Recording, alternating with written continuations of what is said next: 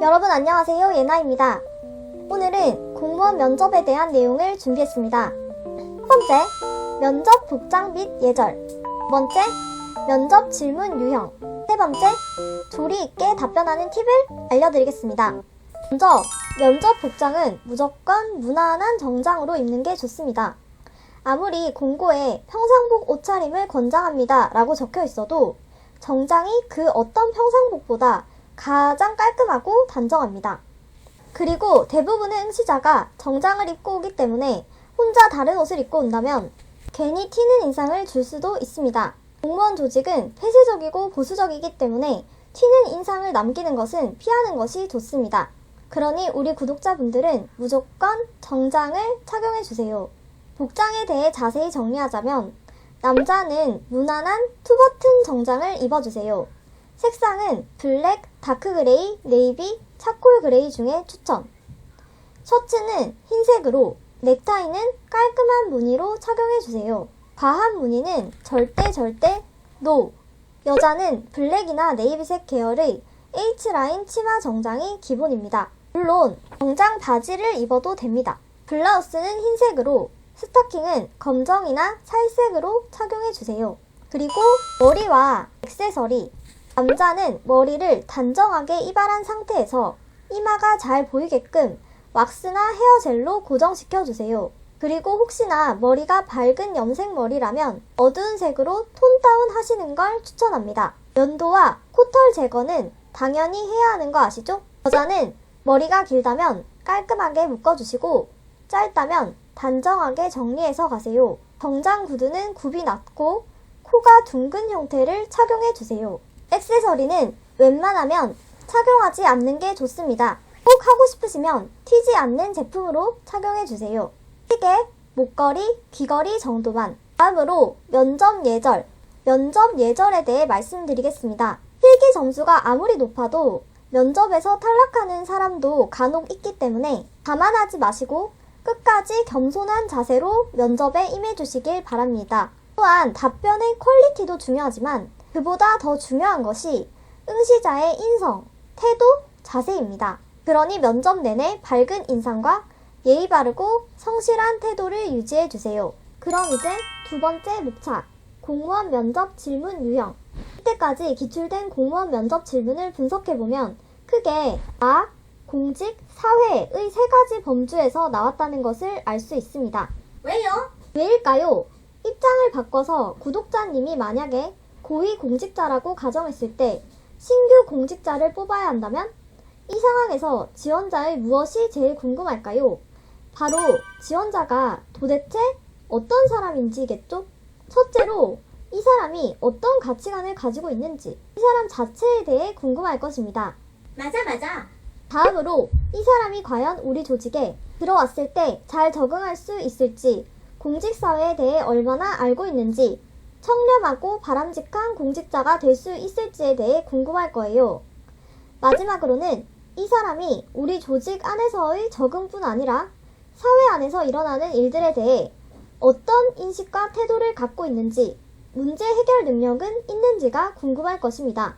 그래서 공무원 면접 질문은 나, 공직, 사회의 세 가지 유형으로 출제되는 겁니다. 제가 면접 볼 때도 신기하게 이 세 가지 유형에서 각각 하나씩 질문을 받았어요. 그럼 각 유형의 예시 질문부터 알려드릴게요. 먼저 나 유형은 응시자의 인성, 역량, 경험에 대해 물어보는 유형입니다. 예시 질문으로 30초 혹은 1분 안에 자기소개 해보세요. 본인의 가치관과 성격의 장단점에 대해 소개하세요. 단체 생활 경험에 대해 말하세요. 살면서 어려웠던 경험과 극복법에 대해 말하세요 등이 있습니다. 저는 이 유형에서 당신이 단기, 장기 목표를 수립하고 이루어내는 방식이 무엇인가? 라는 질문을 받았어요. 두 번째로 공직 유형은 공무원 조직, 직렬, 직무, 직업상 특징에 대해 물어보는 유형입니다. 예시 질문으로는 공무원의 5대 신조에 대해 말해보세요. 현재 우리 지자체에서 하고 있는 사업에 대해 말해보세요. 땡땡직 공무원으로서 가장 필요한 자질은 땡땡직 일을 하다가 기대보다 실망스럽다면 부정부패의 원인과 해결 방안이 무엇이라고 생각하는가? 자신이 생각하는 공직관은 등이 있습니다. 저는 이 유형에서 공무원의 공직 윤리가 무엇이라고 생각하는가? 라는 질문과 송파 세무녀 자살 사건과 같은 복지 사각지대를 없애기 위한 방안이 무엇이라고 생각하는가? 라는 질문을 받았어요. 세 번째로 사회 유형은 사회 문제나 요즘 이슈에 대한 응시자의 태도와 인식에 대해 묻는 유형입니다. 예시 질문으로는 요즘 우리 사회에서 가장 시급하게 해결해야 하는 사회 문제가 무엇인가? 님비 현상과 핀피 현상에 대해 어떻게 생각하는가? 저출산 문제에 대한 해결 방안은 고령 운전자 면허 반납 제도에 대해 어떻게 생각하는가 등이 있습니다. 저는 이 유형에서 공유 경제를 활성화하기 위한 정부의 역할이 무엇이라고 생각하는가? 라는 질문을 받았어요.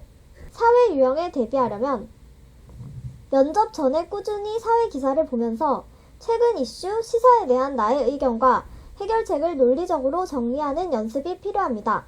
드디어 세 번째 목차. 공무원 면접 질문에 대해 조리 있게 답변하는 팁을 알려드리겠습니다. 일반적으로 논리적인 답변은 4단계의 절차에 따라 이루어집니다. 4단계의 절차란 의도 파악, 이유 제시, 경험 설명, 마무리가 바로 그것입니다. 마무리 단계는 질문 유형에 따라 다짐 표출이 될 수도, 대안 제시가 될 수도, 직무 연결이 될 수도 있습니다. 아직까지는 어떻게 대답하라는 건지 감이 잘 안 오시죠? 맞습니다. 일단 면접관의 의도를 파악해야 합니다. 왜 면접관이 이 질문을 했을까? 아무래도 일하다 보면 스트레스를 받기 마련인데 구독자님이 건강하게 스트레스를 풀 줄 아는 사람인지 궁금해서 묻는 거겠죠.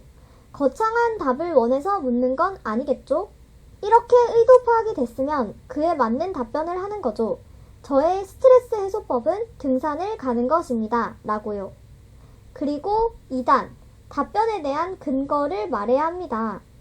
가파른 산을 오르다 보면 중간에 포기하고 싶은 생각도 들지만 끝까지 포기하지 않고 정상에 올랐을 때 느끼는 희열감이 모든 스트레스를 날려주기 때문입니다. 또한 시원한 산바람을 따라 등산로를 걷는 재미도 있고 자연 풍경을 보며 잡념을 없애는 즐거움도 크기 때문입니다. 3단, 사례나 경험을 들어 보충하는 거죠. 저는 대학생 때 학업과 아르바이트를 병행하느라 스트레스가 쌓이면 주말 등산을 통해 해소하곤 했습니다. 마지막으로 4단에서는 질문 유형에 따라 다짐 표출, 대안 제시, 직무 연결 중에 하나를 선택해서 말해야 합니다. 이 질문은 뭘로 답하는 게 좋을까요? 직무 연결. 네, 맞아요. 이 질문은 직무 연결로 답하는 게 좋겠죠. 나의 스트레스 해소법이 직무에 어떤 긍정적인 영향을 주는지 연결해서 답변합니다. 저의 이러한 스트레스 해소법은 공직 업무를 수행하는 데 있어서 신체적인 건강뿐 아니라 정신 건강에도 긍정적인 영향을 줄 것이라고 생각합니다. 이 4단계에 따른 답변이 길게 느껴지면 3단이나 4단 내용을 적절히 줄여서 대답하시는 걸 추천합니다. 이 4단계를 기본 틀로 잡되 융통성 있게 활용하면 오케이. 이 4단계의 기본 틀을 머릿속에 미리 입력해 놓으면 조리 있는 답변을 하는데 도움이 됩니다. 또 다른 질문으로 예를 들어볼게요. 대학 전공과 다른 직무인데 지원한 이유가 무엇입니까? 이런 질문을 받았을 때 우선 구독자님이 19살에 대학 전공을 결정할 때 그냥 한 게 아니라 그 당시에 나름 목표를 추구하여 결정했다는 것을 어필하고 그것이 왜 바뀌게 된 건지 과정, 그리고 현재 직무에 녹여내는 내용으로 마무리해서 말해주는 게 좋습니다. 제가 만약 국어국문학과를 나왔다고 가정해 볼게요. 그런데 일반 행정직을 지원한 상황이라면 저는 이렇게 얘기할 것 같습니다. 제가 국어국문학과를 선택한 이유는 우리말을 연구하고 교육하는 교육자가 되는 것이 꿈이었기 때문입니다. 그런데 전공을 마치고 여러 사회생활을 거치다 보니 그것을 꼭 교육적인 관점에서 다루는 것 말고도 행정적인 관점에서도 활용할 수 있다는 것을 알게 됐어요. 어디를 가든 특히 행정 업무를 하면서 글을 잘 쓰는 능력은 반드시 필요한 능력이라 관공서에서 일을 하는 것도 그것을 실현하는 방법 중 하나라는 것을 깨닫게 됐어요.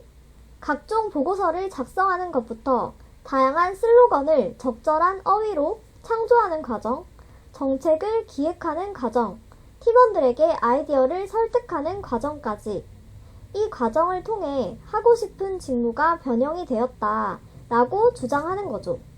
여러분도 이런 식으로 말하는 게 좋을 것 같아요. 고3 때는 다른 직업을 갖는 게 목표였을 수 있는데 전공을 졸업하고 여러 사회생활을 거치면서 자연스럽게 바뀌게 되었고 현재 이 직무에 지원하는 것이 가장 합리적인 결정이 되었다라고 하면 될 것 같습니다. 즉, 19살 당시의 목표가 뭐였는지 먼저 설명하고 어떤 과정을 통해 어떻게 미래에 대한 로드맵이 바뀌었는지를 말하고 마지막으로는 지금 직무와 관련시키는 식으로 풀어내는 걸 추천드립니다. 구독자분들께 조금이라도 도움이 됐으면 좋겠습니다. I haven't known you long, but already you're the strongest person I know.